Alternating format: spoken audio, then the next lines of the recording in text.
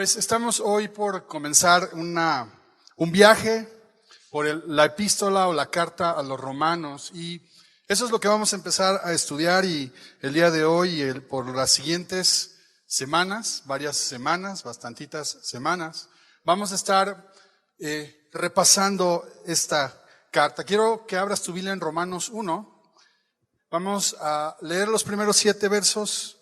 Vamos a hacer una oración y vamos a continuar después a entrar al estudio de este pasaje. Dice así: Pablo, siervo de Jesucristo, llamado a ser apóstol, apartado para el evangelio de Dios que él había prometido antes por sus profetas en las santas escrituras, acerca de su Hijo, nuestro Señor Jesucristo, que era del linaje de David según la carne, que fue declarado Hijo de Dios con poder según el Espíritu de santidad por la resurrección de entre los muertos, y por quien recibimos la gracia y el apostolado para la obediencia a la fe en todas las naciones, por amor de su nombre, entre las cuales estáis también vosotros, llamados a ser de Jesucristo, a todos los que estáis en Roma, amados de Dios, llamados a ser santos, gracia y paz a vosotros, de Dios nuestro Padre y del Señor Jesucristo. Y Señor, gracias por la oportunidad que nos das de tener esta carta como un libro más en la Biblia, Señor. Lo que tú quieres enseñarnos y hablarnos, no solo este día, sino a lo largo de las semanas en las que comencemos a estudiarlo. Señor, te pedimos, te rogamos la iluminación de tu Espíritu Santo, la inspiración, Señor, para poder aprender lo que tú quieres hablarnos acerca del Evangelio, acerca de Dios y acerca de la vida cristiana. Así que aquí estamos, ayúdanos, Señor, en el nombre de Jesús. Amén. Y sabes, hoy resulta un poco raro esta idea de escribir una carta. Ya hoy ya no es así, pero déjenme platicarles para los muy, muy jóvenes que antes la manera de comunicarse con seres queridos era a través de una hoja, una pluma, escribir una carta, escribir algo, después la tenías que doblar, la tenías que poner un sobre, tenías que ir a una oficina de correos, ponerle una estampa y así podían pasar algunas semanas. Yo recuerdo de niño, bueno, pues por alguna razón, una parte de la familia se fue a vivir a Estados Unidos y la otra familia se quedó acá. Y entonces yo tengo muchos recuerdos de que cada vez que se acercaba mi cumpleaños, yo sabía que me iba a llegar una carta, sabía que me iba a llegar una postal, sabía que me iba a llegar una tarjeta de mi abuela. Entonces anhelaba ese momento, y efectivamente siempre, unos días antes, unos poquitos días después, siempre llegaba esa carta de mi abuela, a veces de mis tíos. Me gustaba mucho lo que me ponían, no eran grandes palabras, pero anhelabas eso, te gustaba, era algo importante, pero también me gustaba el billetito verde que venía ahí para comprarme algo. Es que siempre hay algo, y las cartas son algo personal. Hoy en día hemos perdido un poco eso, pero esta idea de que este libro, esta carta a los romanos, es eso, es una carta. Y es muy importante que no perdamos de vista esto, porque se dice de la carta, de la epístola a los romanos, que es un tratado teológico. Se dice de la carta a los romanos que es la gran obra del apóstol Pablo. Se dice de esta carta que vamos a adentrarnos a las profundidades de Dios, de su gracia, de la fe y de la justificación, y nos vamos a adentrar en esto que es profundo para el ser humano. Y es cierto. Pero no perdamos de vista algo, es una carta que escribe Pablo a un grupo de creyentes como tú y como yo, en otra época, por supuesto, en otro lugar. Pues no tenemos nada en común con los romanos en este sentido, ¿verdad? A menos que hayas nacido en la colonia Roma, no sé. Estaba pensando que yo nací en la calle de Querétaro, entonces soy romano. Pero no nos estamos refiriendo a eso. Es una carta eminentemente personal, pero profunda. Y las cartas reflejan amor, intimidad, relación entre una persona y la otra. Y esta carta es muy especial. Es una carta muy estructurada. Tú te vas a dar cuenta, y te invito a que lo leas y que la leas en diferentes versiones y que la vayas siguiendo mientras vamos haciendo el estudio.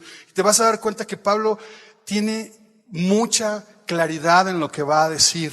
Está muy dividida, está lógicamente dividida, porque además También se dice de esta carta que es como un gran alegato acerca de la vida cristiana. Y lo es también. También hay quienes dicen que está presentado como un argumento ante una corte. Entonces el apóstol Pablo va desarrollando este argumento de una manera lógica para acorralarnos y llevarnos hasta el punto en el que él quiere llevarnos acerca de Dios, acerca de la salvación, acerca del evangelio y acerca de la vida cristiana. Y que no tengamos otra cosa que sea irresistible el entregarnos a Dios y el responder al evangelio. Eso es cierto también, pero sigue siendo una carta íntima, cercana.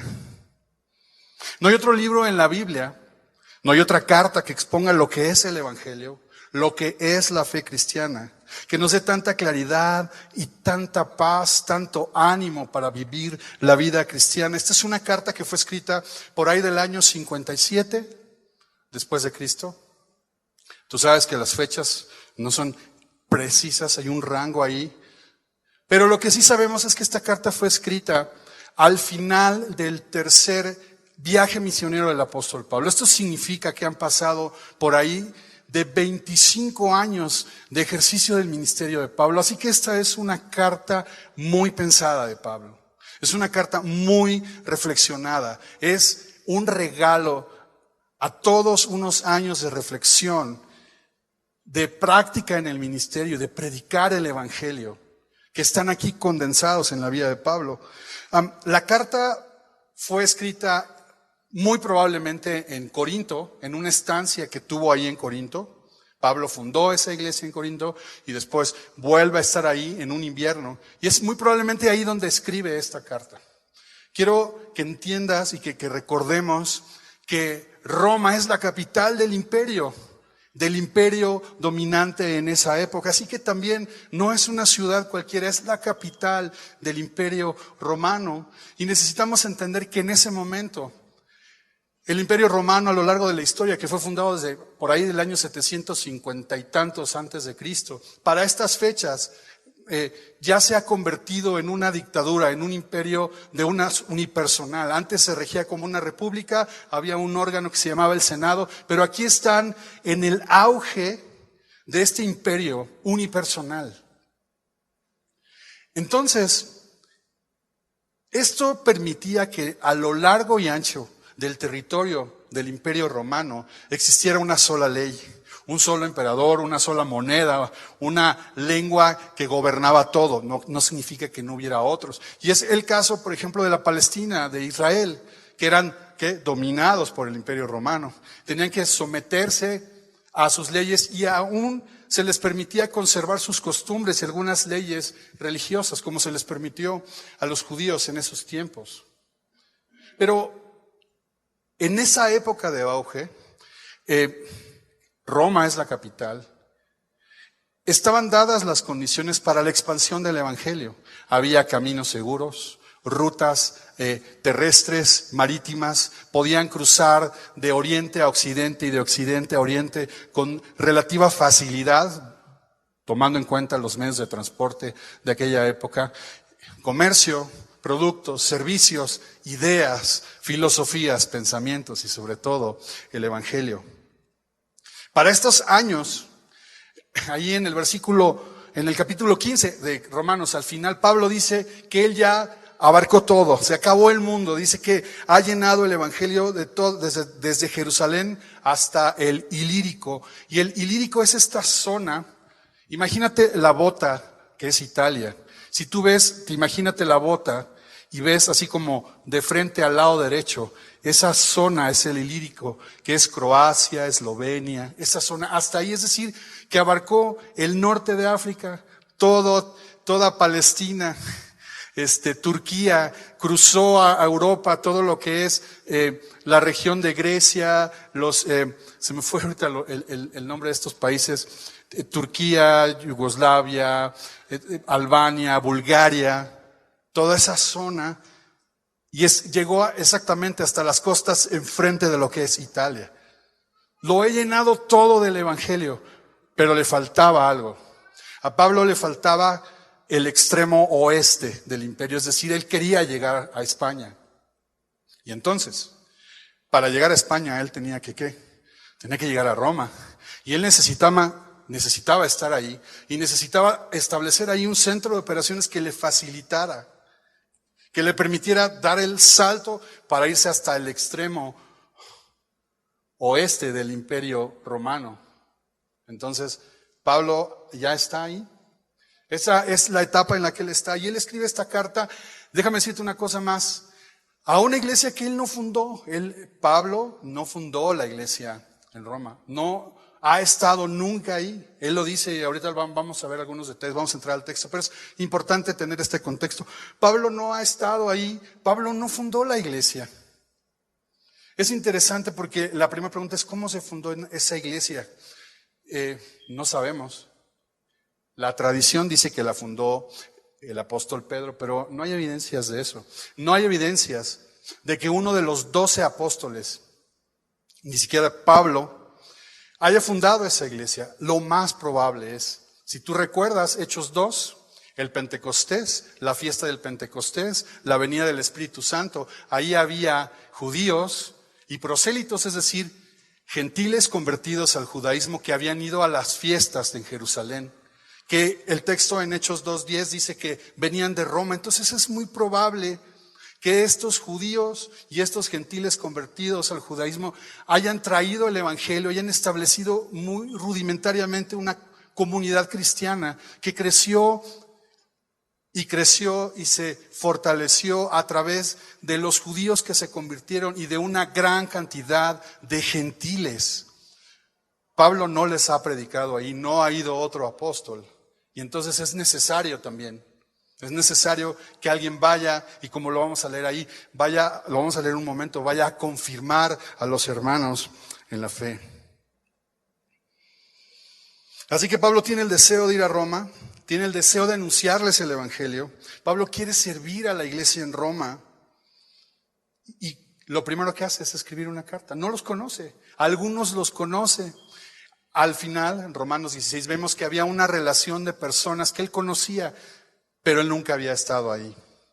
Así que lo que él hace es, pues sí, toma un rollo de papel, tinta, imagínate, y comienza a escribir, comienza a hacer esta carta. Y esta carta comienza de una manera muy personal a una iglesia que no conoce pero que ama y con la que tiene una relación y a la que le quiere regalar todo el producto de la revelación que ha tenido, que es el evangelio de Dios. Y entonces, la estructura de las cartas no es como la que nosotros actualmente usamos, que nosotros primero comenzamos poniéndolo, querido Pepito, no, sino aquí y al final ya tu abuelita Esperanza, no, así no. Aquí es al revés, aquí comienza diciendo el escritor, el autor de la carta comienza diciendo Pablo, verso 1, siervo de Jesucristo, llamado a ser apóstol, apartado para el evangelio de Dios. Y luego comienza una salutación que va hasta el verso 7. Después del verso 8 al verso 15 está una salutación, una expresión de motivación de qué quiere hacer con la carta. Y luego, específicamente, los versos 16 y 17, Pablo nos va a explicar de qué se trata la carta.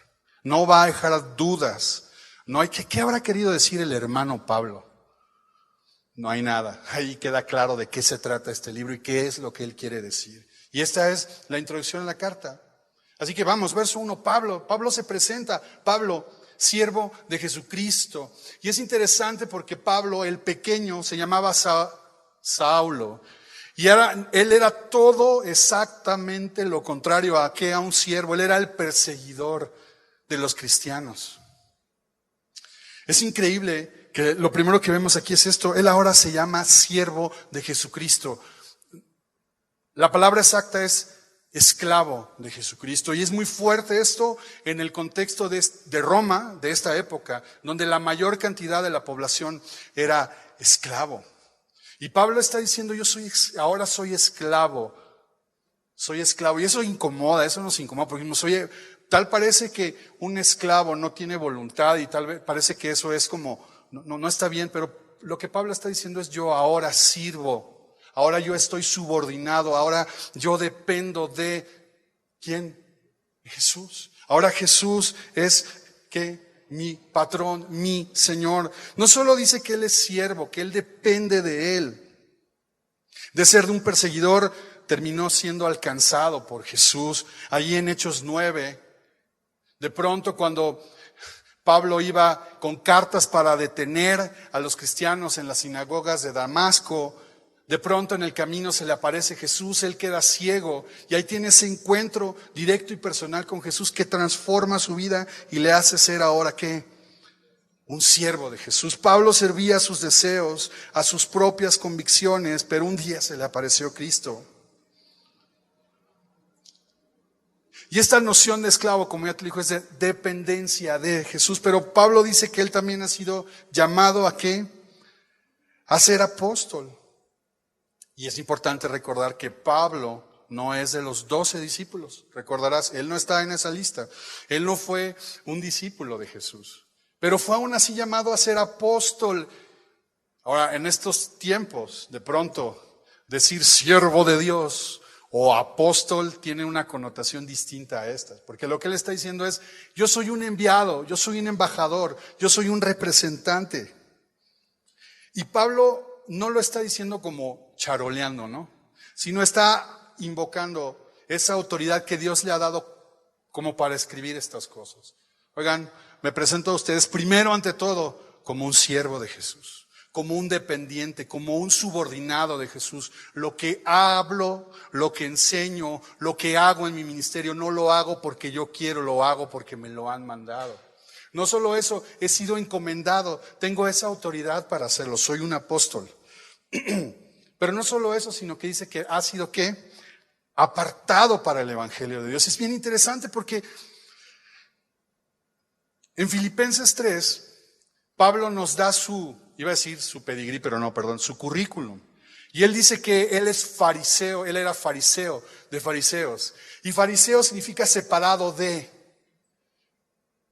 Y sí, Pablo dedicó su vida para separarse, para servir a la ley y conocer la ley. Pero ahora él está diciendo: yo era un fariseo, pero ahora soy que he sido separado, he sido apartado, he sido confinado, he sido enfocado para una cosa. ¿Cuál cosa?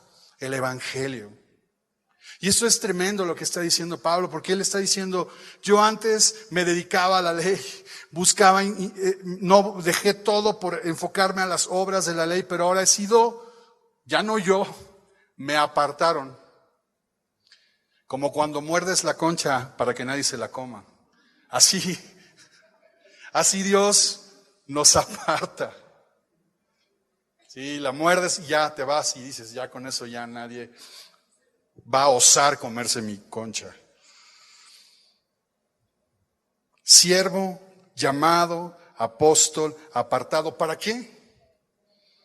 Para el Evangelio. Para el Evangelio. Y aquí comienza la primera pregunta: ¿qué es el Evangelio? ¿A qué se está refiriendo con esto del Evangelio? Y el Evangelio es simplemente una buena noticia. Cuando a ti te dicen: ¿quieres saber? Hay dos noticias, una buena y una mala, ¿cuál prefieres? ¿Cuál te cuento primero? Bueno, aquí no hay mala y buena, aquí hay una buena noticia. Él es un siervo de Jesús, él ha sido llamado a una misión, con la autoridad para cumplir esa misión, y ha sido separado para dar una buena noticia, para el Evangelio. Y lo primero que vamos a ver es que esto es un gran anuncio, y los evangelios o el evangelión era anuncios de victoria. Eran estos decretos, anuncios que iban a lo largo y ancho del imperio a través de unos voceros que una y otra vez anunciaban que el emperador había conquistado un nuevo territorio, que había derrotado a un enemigo.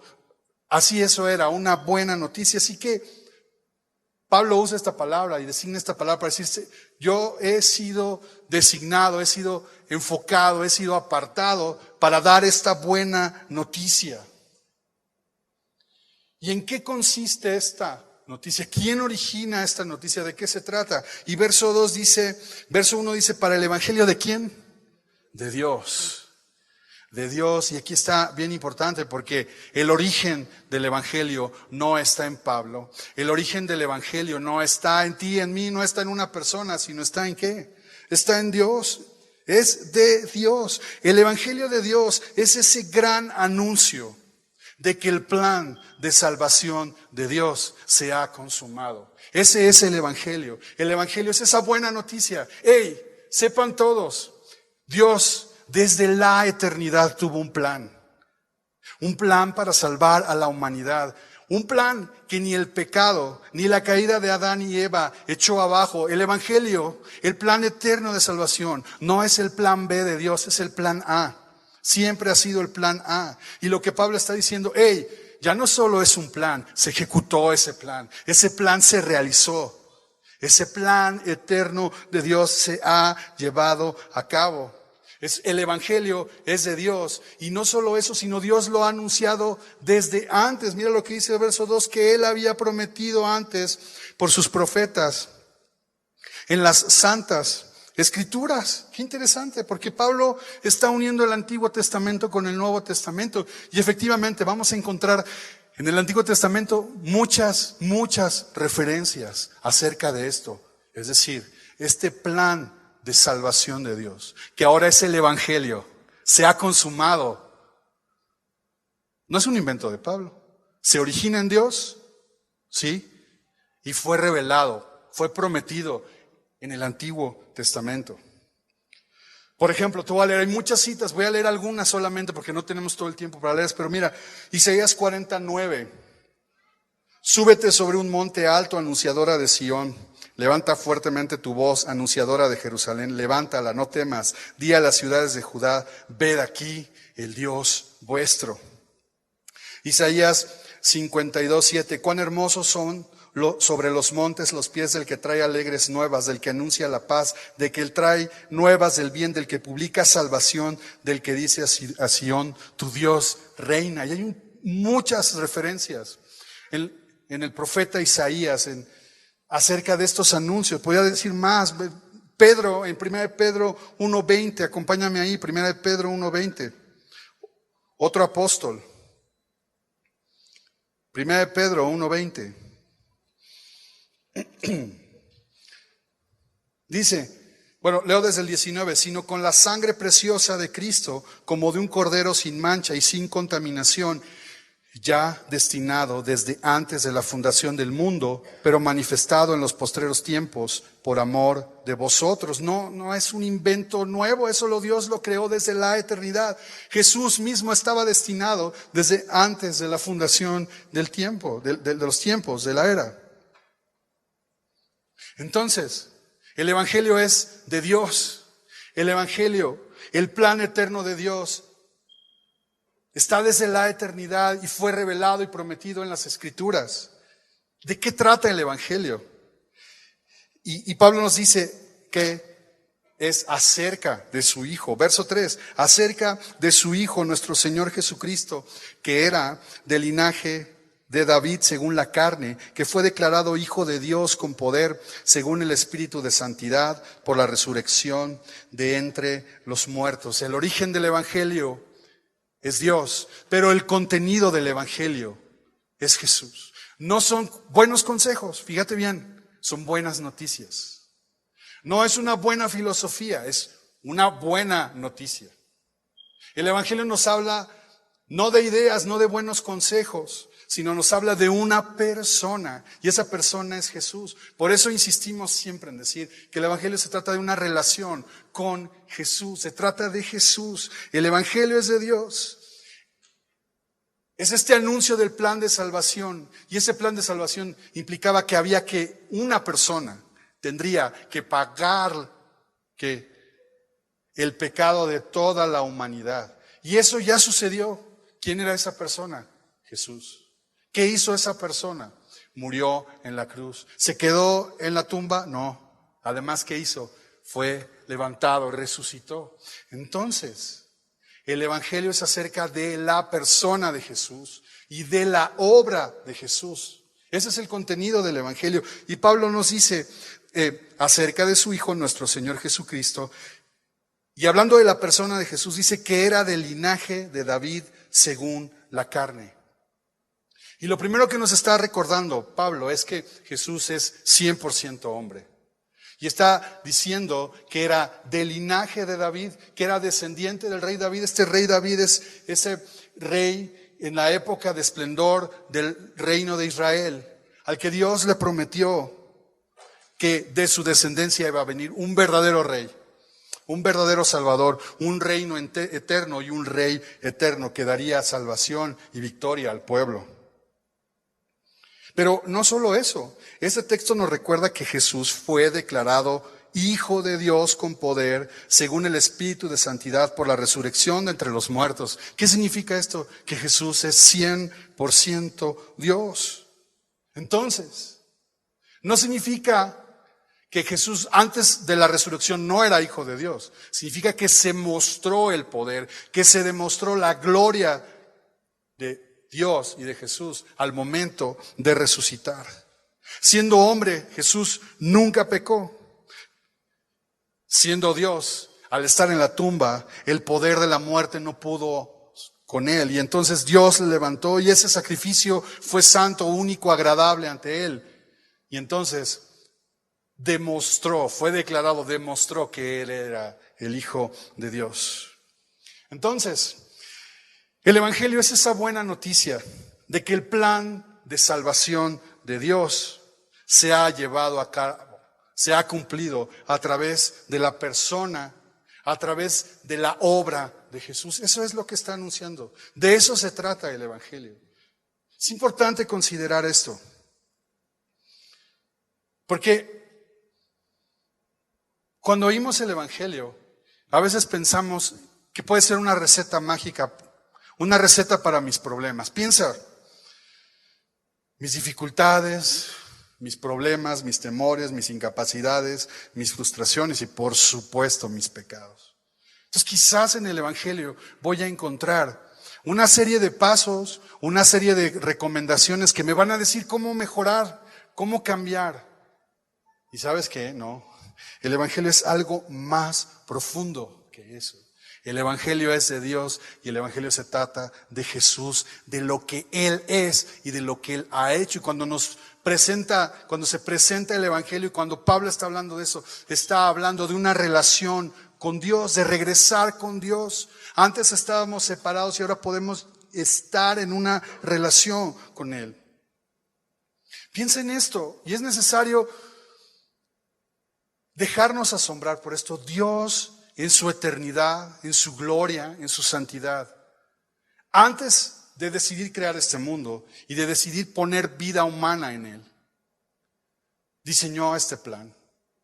Y no se le ha escapado nada. Y lo ha llevado a cabo a pesar de que él sabía que el hombre iba a pecar. Que lo primero que íbamos a hacer tú y yo era rebelarnos a ese plan. Que lo primero que íbamos a hacer era darle la espalda a él. Pero Dios, desde el principio hasta el fin, no ha dejado nada al azar. Él lo ha llevado hasta la consumación, que es la cruz de Cristo. Y Cristo levantado de la cruz, lo que tú y yo necesitamos es eso. Ese evangelio que nos recuerda que se trata de Cristo, que está en la voluntad de Dios, en los designios de Dios, en su gloria de Dios. Y yo digo, ¿y quién caramba soy yo para que Dios haya pensado en eso? Y lo primero que necesitamos reflexionar es eso. Lo que tú y yo no necesitamos es un asombro de Dios. Un asombro por estas cosas maravillosas. Sí, es profundo, parece etéreo, parece como que, oye, pero yo necesito mañana pagar la renta a mi hermano. Me asombro todo lo que quieras, pero ¿con asombro lo voy a pagar? Sí y no. Es que necesitamos ser asombrados por esto. Que Jesús sea Dios implica que ahora podemos acercarnos a Dios. Que Jesús sea Dios significa que hay un remedio para mi condición. Y mi condición no es nada más lo que estoy viviendo ahora, sino es el pecado que me ha separado de Dios. Que Jesús sea hombre, como lo hemos explicado, implica que Él conoce toda mi humanidad, que conoce toda mi condición, que conoce toda mi inclinación, mi batalla por pecar, por rebelarme ante Dios. Que Jesús sea hombre significa que Él, al no pecar, al entregar su vida, fue aceptada como un sacrificio suficiente para tu pecado y mi pecado. Tu problema y mi problema no es el problema que tú estás teniendo en tu mente. Tu problema y mi problema se llama pecado. Se llama que cualquier momento es suficiente, cualquier pretexto, cualquier situación, aun cuando nos va bien, es suficiente para revelarnos a Dios. Porque decimos, me va bien, ya no necesito a Dios. Ni en las buenas ni en las malas. No, si yo tuviera esto ya, no, pero cuando lo tienes te enorgulleces y dices, lo logré, mira, soy inteligente, lo pude hacer, me lo propuse. Y sí, Dios usa nuestra determinación y Dios nos bendice, pero a veces en la bendición, por nuestra condición de pecado, nos rebelamos y dejamos a Dios. Por eso es importante asombrarnos y meditar en el Evangelio, en esto, y asombrarnos. Y ¿no te has preguntado a veces? Estás frente al espejo y dices, ¿por qué lo hice? ¿Por qué hago lo que hago? ¿Por qué digo lo que digo? ¿Por qué no puedes cambiar? A ver, José Luis, cambia, ¿por qué? Y dices, hoy voy a cambiar. Y no pasa nada. Y entonces alguien te presenta estas buenas noticias. Y tú quieres, porque si tú y yo estamos aquí, no es una coincidencia, sino es que Dios quiere que pensemos en el Evangelio, en que el Evangelio tiene su origen en Él, y que el Evangelio se trata de la persona de Jesús, que no solo necesitamos consejos simples, píldoras de sabiduría, que no solo necesitamos mejorar nuestra calidad de vida y hacer cosas para mejorarla, que necesitamos creer, asombrarnos en esta gran noticia. Dios ya ejecutó su plan de salvación. Dios está en control. Dios va así volando. Dios va haciendo lo que Él se planteó hacer. Y en ese plan estás tú y yo. En ese plan estamos. Increíble, estamos. Sí, estás. No, yo mira, aquí me trajeron pues yo mira, estoy pensando a ver si, pues sí, como que sí quiero creer. Estás en el plan. No, a mí se me hace que no hay boleto para mí. Ya se vendieron todos. No, si estás aquí, si estás oyendo esto es porque estás en el plan de Dios. Y la única respuesta es creer en el Evangelio. Pablo en el verso 5 sigue diciendo, y por quien recibimos la gracia y el apostolado para la obediencia a la fe en todas las naciones, por amor de su nombre, entre las cuales estáis también vosotros, llamados a ser de Jesucristo. Y fíjate bien, me regreso al verso 5, por quien recibimos, como la consecuencia de asombrarnos, de creer en el Evangelio, nos da la posibilidad de recibir, de obtener ¿qué? Gracia. De obtener gracia, el regalo inmerecido del favor de Dios, de obtener su perdón, por quien recibimos gracia. Dice Pablo, y él está hablando diciendo gracia y apostolado. Por supuesto, su vida no tenía propósito. Y tú dices, no, pues a mí Dios no me llamó a ser apóstol. Sí, Dios te mandó a cumplir una misión también a ti y a mí. No de estas dimensiones quizás, no lo sé. Pero significa que en su gracia entonces es cuando encontramos gracia y propósito en nuestra vida. Para la obediencia a la fe en todas las naciones, por amor de su nombre, entre las cuales estáis también vosotros. Fíjate lo que dice, otra cosa que recibimos, llamados a ser de Jesucristo. Pablo le está diciendo a los romanos, ahora le pertenecen a Jesús. Pablo, siervo de Jesucristo. Pablo no está diciendo que él es más, porque también ellos le pertenecen. Tú y yo, cuando creemos al Evangelio, pasamos a ¿qué? A pertenecerle a Él. Antes estábamos separados y ahora Él nos adopta. Él ahora nos toma como de su pertenencia. Dice, a todos los que estáis en Roma, amados de Dios. ¿Te das cuenta? El Evangelio va transformando y lo que estamos viendo aquí son esos efectos o consecuencias del Evangelio. Gracia, por quien recibimos gracia, propósito, pertenencia, amor de Dios. Dice, y luego dice, llamados a ser santos. Debería de decir, o la expresión más correcta es, llamados santos. No pienses en máscaras, por favor. No es que vayas a ser santo, porque dices, uy, no, pues, no. Llamado santo, ya has sido designado, has sido vestido con la dignidad de ser santo, separado, distinto, limitado, apartado, de la misma manera en que Pablo lo expresa para él mismo. Es lo mismo que les está recordando a los romanos y nos está recordando hoy. Fíjate bien los efectos del Evangelio. Verso 8 dice, primeramente, doy gracias a mi Dios mediante Jesucristo, con respecto a todos vosotros, de que vuestra fe se divulga por todo el mundo. Y es bien interesante porque, como te decía al principio, Pablo no ha estado ahí. Pablo conoce a algunos de esa iglesia, pero la fe de estos romanos se escucha por todo el mundo. La fe es otro efecto de creer en el Evangelio. Una fe que se conoce, una fe que es reconocida por los demás. Pero lo que Pablo va a hacer en los versos 8 al 15 es hacer un agradecimiento y explicar qué quiere hacer con esta carta y cuáles son sus motivaciones con la carta y con el viaje que él quiere hacer. Leo, dice, porque testigo me es Dios, a quien sirvo en mi espíritu, en el evangelio de su Hijo, el evangelio de Dios, acerca de Jesús, en el evangelio de su Hijo. Fíjate en esta reiteración. En el Hijo de Dios, de que sin cesar hago mención de vosotros siempre en mis oraciones, rogando que de alguna manera tenga al fin, por la voluntad de Dios, un próspero viaje para ir a vosotros. Porque deseo veros para comunicaros algún don espiritual, a fin de que seáis confirmados, esto es, para ser mutuamente confortados por la fe que nos es común a vosotros y a mí. Pero no quiero, hermanos, que ignoréis que muchas veces me he propuesto ir a vosotros, pero hasta ahora he sido estorbado, para tener también entre vosotros algún fruto como entre los demás gentiles.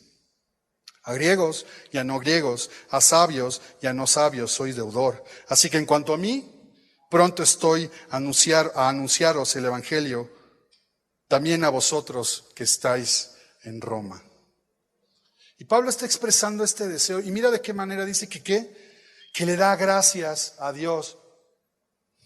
Dice, verso 9, que pone a Dios como testigo de eso. Porque a veces te dicen a ti, oye, ¿oras por mí? Sí, claro. Y pasan 2 semanas, ¿no? Y lo ves, híjole, ni he orado, ¿no?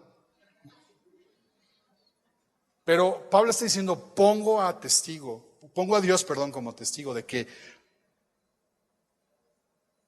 sin cesar, dice, ruega, ora, siempre los menciona en sus oraciones. Él está anhelando, él está pidiéndole a Dios por ellos. Pero no solo eso, está rogándole a Dios que de alguna manera tenga, por la voluntad de Dios, un próspero viaje para ir a ellos. Pero, ¿por qué Pablo no ha ido? ¿Por qué si él quiere ir? ¿Por qué si él tiene el deseo de ir? Tiene una motivación correcta porque es predicar el Evangelio. ¿Por qué no puede ir?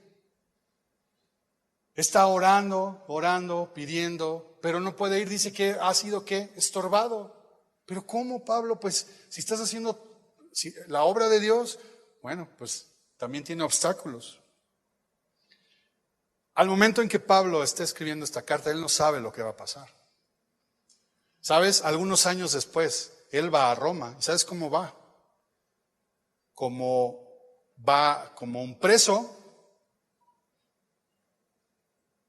en una larga travesía a través de apelaciones en apelaciones desde Jerusalén a varias ciudades hasta llegar a Roma,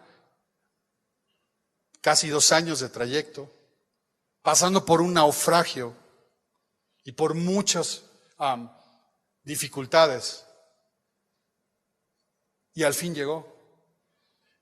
Y es interesante porque el deseo de Pablo es correcto, sus intenciones son genuinas. Él está sirviendo a Dios, está trabajando para el Evangelio, pero él mismo es estorbado y es llevado por un camino largo. Es decir, él no pagó el peaje, se fue por la libre.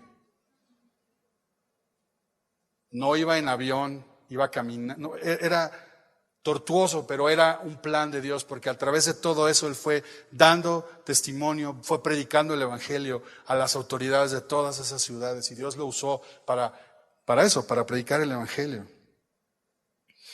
Y eso me hace pensar en los deseos, en las intenciones y en las determinaciones, y me hace pensar en esto, que cuando llegamos al Evangelio, cuando creemos el Evangelio, estamos viendo estos efectos en el Evangelio. Y probablemente si tú has creído al Evangelio, te preguntas, bueno, ¿y esto yo qué? Ya lo creo, ya lo sé. Pero tú y yo nos encontramos como Pablo en medio de. La vida de un cristiano está en medio de. A partir de que Jesús se presenta en nuestra vida y creemos en el Evangelio.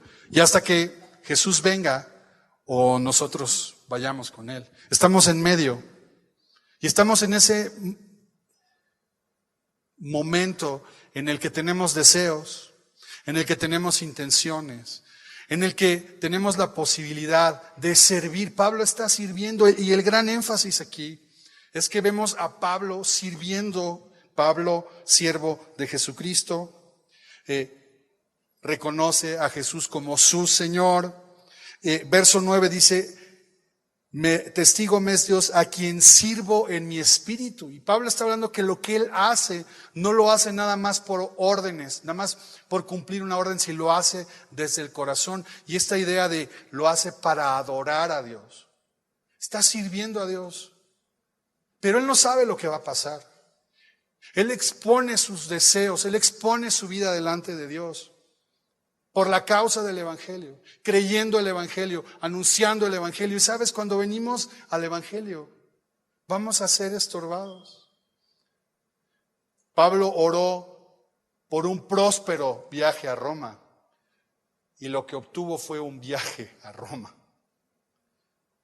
Fue próspero, sí, porque pudo predicar el Evangelio a personas y lugares en los que él no hubiera tenido jamás acceso si no hubiera sido porque era ciudadano romano y estaba en calidad de detenido. ¿Fue próspero? Sí.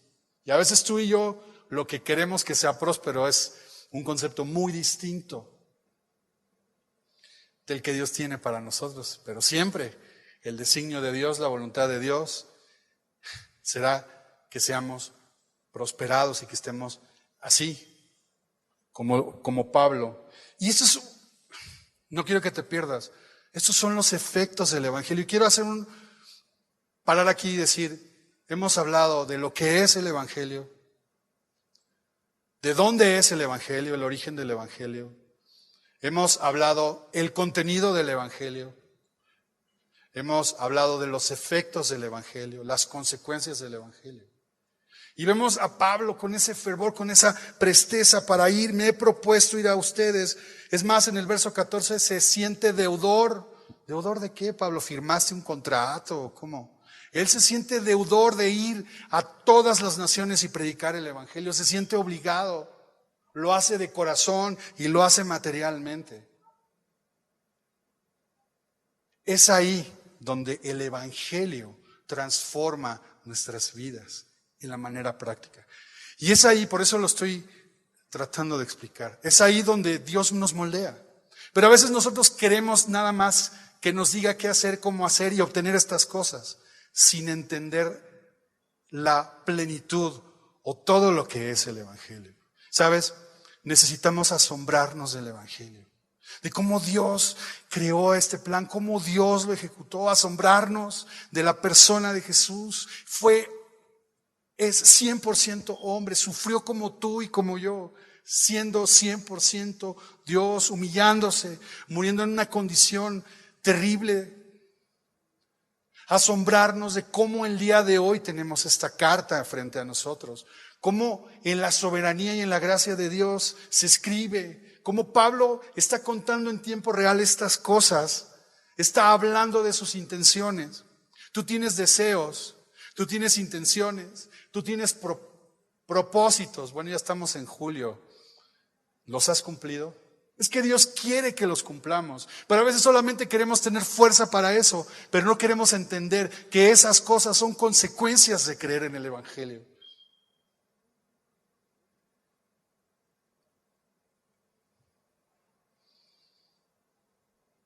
Y entonces, versos 16 y 17, nos avienta de qué se va a tratar el libro. Después de que nos ha hecho recordar estas cosas, le está escribiendo a los romanos y les está recordando estas cosas del Evangelio. Dice, porque no me avergüenzo del Evangelio, porque es poder de Dios para salvación a todo aquel que cree, al judío primeramente y también al griego. Dice, no me avergüenzo. Y es que hoy, por ejemplo, como en aquel tiempo, ir a la capital del Imperio Romano, ir y predicar el Evangelio. Imagínate esta comunidad cristiana en Roma, que está ahí en la capital del Imperio Romano, hablando de la fe de Jesús, viviendo como cristiano en una sociedad pagana, dedicada a adorar al emperador, con una gran cantidad de mitologías y de ídolos, pero cuya fe ha sido divulgada por todo el mundo. Ahora Pablo llegará ahí, dice, yo no me avergüenzo. No me avergüenzo. Y dice Pablo, no me avergüenzo, porque el Evangelio es el poder de Dios para salvar. Pablo nos está recordando, es el poder de Dios. Y luego nosotros buscamos el poder para hacer cosas, el poder para alcanzarla, el poder para esto, para vencer pero lo que tú y yo necesitamos es ser salvados de nuestra propia condición. Lo que tú y yo necesitamos es ser salvados de la culpa del pecado, del poder del pecado y de la presencia del pecado en nuestras vidas. Y no hay consejo, no hay píldora, no hay hábito, no hay nada que lo pueda vencer, salvo que Dios, Jesús. Y eso es el Evangelio, ese anuncio donde Dios dice, ya se cumplió. Cree en el Evangelio, ahí está el poder de Dios. ¿Para qué? Para salvarnos de esa condición. Porque es poder de Dios para salvación a todo aquel que cree. ¿Te das cuenta? Eso es lo que demanda el Evangelio, creer. Salvar, rescatarnos de la condición. Se trata de Dios y se trata de creer. Yo no tengo poder para salvarme. No hay nada que yo pueda hacerlo. No tengo en mí esa capacidad. Pero Dios ya hizo todo lo que tenía que hacer para que pudiéramos escapar de los efectos del pecado. Eso lo hizo Jesús. Y entonces, lo único que tú y yo tenemos que hacer es creer. Y si tú y yo estamos frente a este mensaje, y si tú ya estamos escuchando este mensaje, que estoy seguro que no es la primera vez que tú y yo somos expuestos al Evangelio, porque yo ya sé del Evangelio, decimos, ya me lo predicaron, y queremos más, cuando todo lo que necesitamos está aquí, en el Evangelio, en la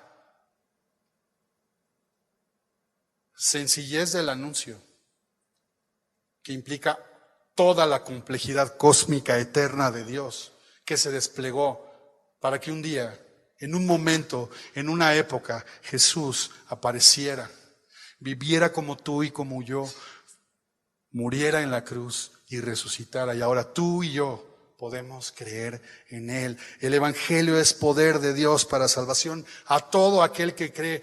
Dice el judío primeramente, pues claro, porque el judío era el pueblo de Dios, el pueblo que Dios escogió para ejecutar, materializar su plan.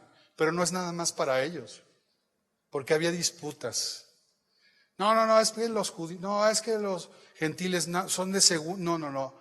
Sí, por supuesto los judíos, porque es el pueblo de Dios, pero al griego a todos los demás, a los gentiles, a todos los no judíos también.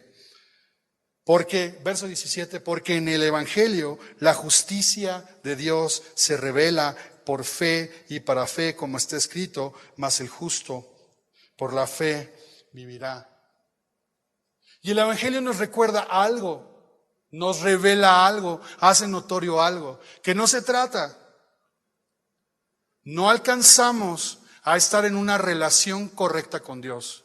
Justicia, es la condición de estar en una relación acepta moralmente para estar con Dios.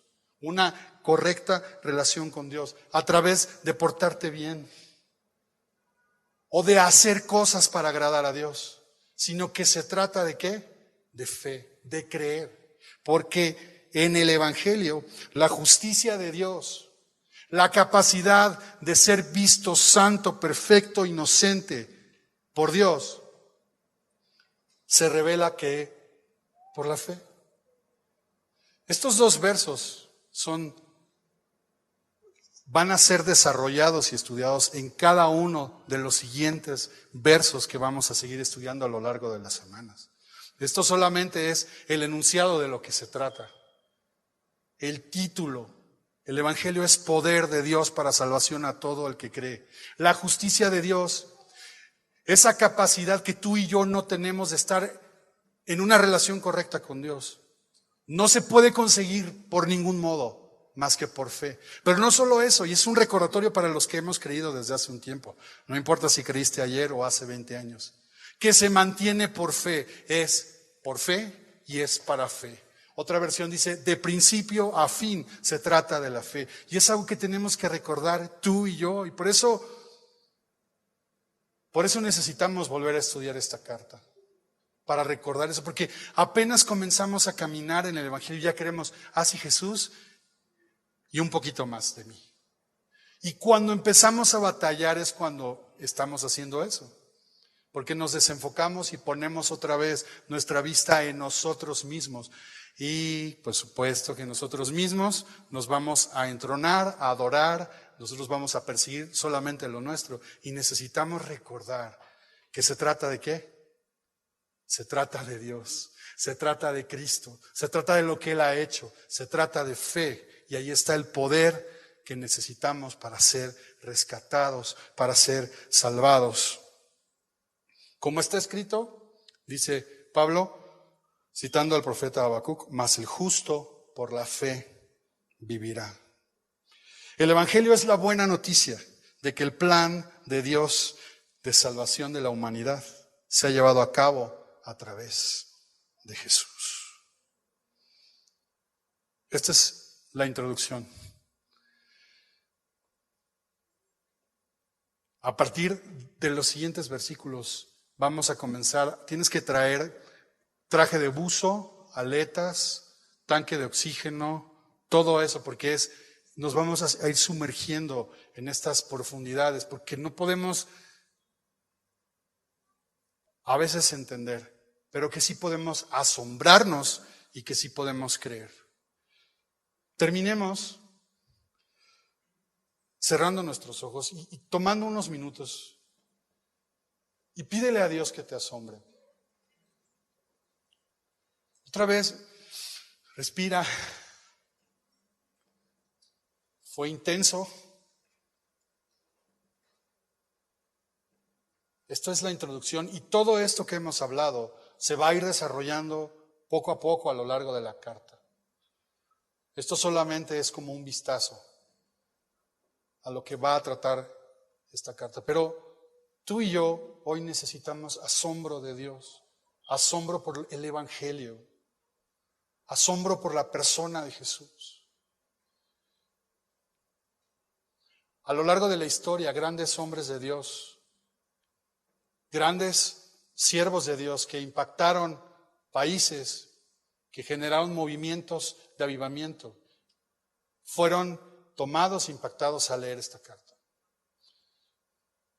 Hace casi 9 años, 8 años que estudiamos esta carta aquí también. Y Dios nos permitió crecer, y Dios nos permitió a avanzar como iglesia incluso aquí. Dios ahora quiere también recordarnos estas cosas. Señor, venimos a asombrarnos de ti. Cuando leemos esta carta, Señor, y pensamos en las implicaciones, en lo que había en Pablo, pero no solo en lo que había en Pablo, ni en lo que había en los romanos, sino en lo que tú ideaste y orquestaste desde el principio, desde el origen de los tiempos, desde antes, Señor. Así que no podemos más que asombrarnos y pedirte, Señor, que no nos podamos resistir a tu gracia, que no podamos evitar, Señor, ser tocados por el Evangelio, que no podamos ser engañados, Señor, sino que nos podamos entregar, Señor, a esta noticia, a esta verdad, a esta realidad de que hay poder para salvación, que ese poder está en ti, a través de lo que Cristo ha hecho por nosotros. Que nosotros no podemos hacer nada, no podemos, Señor, pero hoy asómbranos, Señor. Pensamos, Señor, en ese gran consejo, en ese momento en la eternidad, donde tú no tenías por qué crearnos, tú no tenías por qué hacer este mundo, tú no tenías por qué hacerlo y lo hiciste. Y nos consideraste y nos amaste. Y nosotros nos rebelamos, cuando tuvimos la primera oportunidad nos rebelamos y corrimos en contra tuya y anhelamos ser como tú y te dimos la espalda, y así nos pasa el día de hoy, Señor. Las cosas que nos suceden son porque te hemos dado la espalda, pero no podemos más, pero no queremos más, Señor. Ven con tu gracia. Ya lo has hecho todo, Señor. Permítenos ser asombrados, Señor, para creer en ti y para recordar que somos aceptos en ti por solo tu gracia, Señor.